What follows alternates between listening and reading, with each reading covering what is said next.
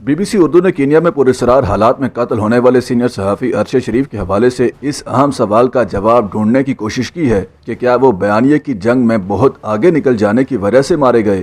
یاد رہے کہ یہ وہی بیانیہ تھا جو عمران خان کے دور حکومت میں اسٹیبلشمنٹ نے تشکیل دیا تھا، لیکن ہائیبرڈ سسٹم کی ناکامی اور عمران خان کی اقتدار سے رخصتی کے بعد اسٹیبلشمنٹ کا بیانیہ بدل گیا۔ تاہم ارشد شریف اپنے کئی دیگر صحافی ساتھیوں کی طرح اسی بیانیے کو لے کر آگے بڑھتے رہے جو اب عمران خان کا بیانیہ بن چکا تھا، یعنی کپتان کے تمام سیاسی مخالفین چور اور ڈاکو ہیں اور انہیں فوجی اسٹیبلشمنٹ اقتدار میں لے کر آئی ہے۔ اس جنگ میں تب اور بھی تیزی آ گئی جب عمران خان نے امریکی سازش اور امپورٹڈ حکومت کا بیانیہ اپناتے ہوئے نیوٹرلز کو غدار اور میر جعفر قرار دینا شروع کر دیا۔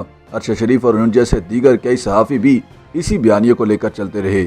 چنانچہ جس طرح عمران خان دور حکومت میں اسٹیبلشمنٹ اور حکومت مخالف صحافیوں کو اختلاف رائے کی قیمت ادا کرنا پڑتی تھی، اسی طرح کپتان کا اقتدار ختم ہونے کے بعد ان کے بیانیے کے ساتھ کھڑے رہنے والے ارشد شریف کو بھی مشکلات کا سامنا کرنا پڑا۔ کہا جاتا ہے کہ ارشد پر زیادہ سختی اس لیے ہوئی کہ انہوں نے فوجی سربراہ کو تختہ مشق بنا لیا تھا، لہٰذا ایک وقت ایسا آیا کہ انہیں ملک چھوڑ کر باہر جانا پڑ گیا جہاں ان کا قتل ہو گیا۔ اس لیے اب صحافی برادری نہ صرف ارشد شریف کے قتل کی تحقیقات کا مطالبہ کر رہی ہے بلکہ یہ بھی جاننا چاہتی ہے کہ انہیں ملک کیوں چھوڑ کر جانا پڑا۔ سوال یہ بھی ہے کہ کیا ارشد شریف واقعی اپنے بیانیے کی جنگ میں اتنا آگے نکل گئے تھے کہ انہیں راستے سے ہٹانے کا فیصلہ کرنا پڑا۔ سینئر صحافی اعزاز سید نے ارشد شریف کے ساتھ سن 2009 سے 2012 تک کام کیا۔ اعزاز کی زیادہ تر خبریں فوج مخالف گردانی جاتی تھیں جبکہ ارشد شریف کو پرو اسٹیبلشمنٹ صحافی سمجھا جاتا تھا۔ تاہم اعزاز کہتے ہیں کہ میری خبریں بہت تنقید پر مبنی ہوتی تھیں مگر ارشد نے ہمیشہ میرا ساتھ دیا۔ وہ ہمیشہ شکایت کرنے والوں سے کہتے تھے کہ میں اپنے رپورٹر کو اہمیت دوں گا۔ ہمارے کچھ دفتری امور پر کچھ اختلافات بھی رہے مگر میں نے جب بھی کوئی اچھا کام کیا انہوں نے حوصلہ افزائی کی، باقاعدہ میسج کرتے کہ مجھے تم پر فخر ہے۔ ذاتی اور پروفیشنلی طور پر ارشد شریف ہمیشہ سپورٹر رہے، لیکن تصویر کا دوسرا رخ یہ ہے کہ عمران خان کے دور حکومت میں ارشد شریف اسٹیبلشمنٹ کے عتاب کا شکار بننے والے حکومت مخالف صحافیوں کا ساتھ دینے سے انکاری رہے بلکہ ان حملوں کو جعلی قرار دیا۔ ان حملوں کا شکار ہونے والوں میں سے ایک ابصار عالم بھی تھے۔ جب انہیں اسلام آباد میں گولی ماری گئی تو ارشد شریف نے اپنے پروگرام اور سوشل میڈیا اکاؤنٹ پر حملے کو مشکوک قرار دیا۔ اس کی ایک وجہ ان کے قریبی ساتھی وہ اختلافات بتاتے ہیں جو ارشد شریف اور ابصار عالم کے مابین تب پیدا ہوئے جب وہ چیئرمین پیمرا بنے۔ تاہم ارشد کی ٹیم میں رہنے والے اعزاز سید نے کہا کہ ان کے ساتھ رپورٹنگ کے دنوں میں جب میرے گھر پر حملہ ہوا تو ارشد شریف وہ پہلے آدمی تھے جو میرے پاس پہنچے اور میرا بہت ساتھ دیا۔ وہ پہلے شخص تھے جنہوں نے مجھے کہا کہ میں برطانیہ چلا جاؤں مگر میں نے منع کر دیا۔ وہ کسی بھی حملے یا دھمکی کے موقع پر اپنی ٹیم کے لوگوں کا ساتھ دیتے تھے، لیکن ان کی شخصیت کا یہ پہلو ہمیں بڑے مواقع پر چھپا نظر آتا ہے۔ مطیع اللہ جان کے مطابق انہیں اس بات کا افسوس ہے کہ ارشد سیاسی بیانیے کی حمایت میں بعض اوقات صحافتی پیشہ ورانہ اقدار پر سمجھوتہ کرتے ہوئے آگے بڑھے۔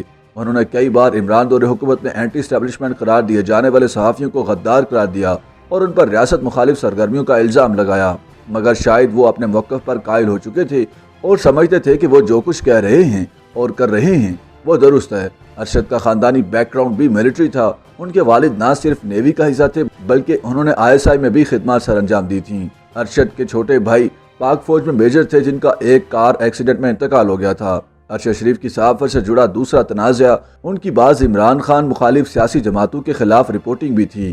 اس بارے مطیع اللہ جان کہتے ہیں کہ ارشد کے دلائل اگرچہ ٹھیک نہ بھی ہوں مگر وہ ان کے ساتھ جڑے رہتے تھے۔ اس کی وجہ ان کی ذاتی پسند ناپسند نہیں بلکہ پروسیس کی سمجھ نہ ہونا تھا۔ مثال کے طور پر گزشتہ کچھ برسوں میں جس قدر پولیٹیکل انجینئرنگ ہوئی، ارشد شریف کو اس میں عدالتی کارروائیوں اور طریقہ کار کا علم نہ تھا کیونکہ انہوں نے عدالتی رپورٹنگ نہیں کی تھی۔ وہ بہت زیادہ دستاویزی ثبوت دیکھتے تھے۔ ڈاکیومنٹس کے ساتھ ان کی گہری وابستگی تھی، لیکن انہیں یہ سمجھ نہیں آئی کہ یہ سلیکٹیو ڈاکیومنٹس جو لیک کیے جاتے ہیں ان کا پس پردہ مقصد مخصوص ایجنڈا سیٹ کرنا ہوتا ہے، اور ارشد اس کے تنہا شکار نہیں تھے اور کئی صحافی بھی ہیں، مگر کم از کم ارشد کے بارے میں یہ بات میں یقین سے کہہ سکتا ہوں کہ ان کی خبروں کے پیچھے کوئی جانبداری یا ایجنڈا نہیں تھا۔ وہ دستاویزات سے اتنا کنونس ہو چکے تھے کہ وہ ان سے ہٹ کر دیکھتے ہی نہیں تھے۔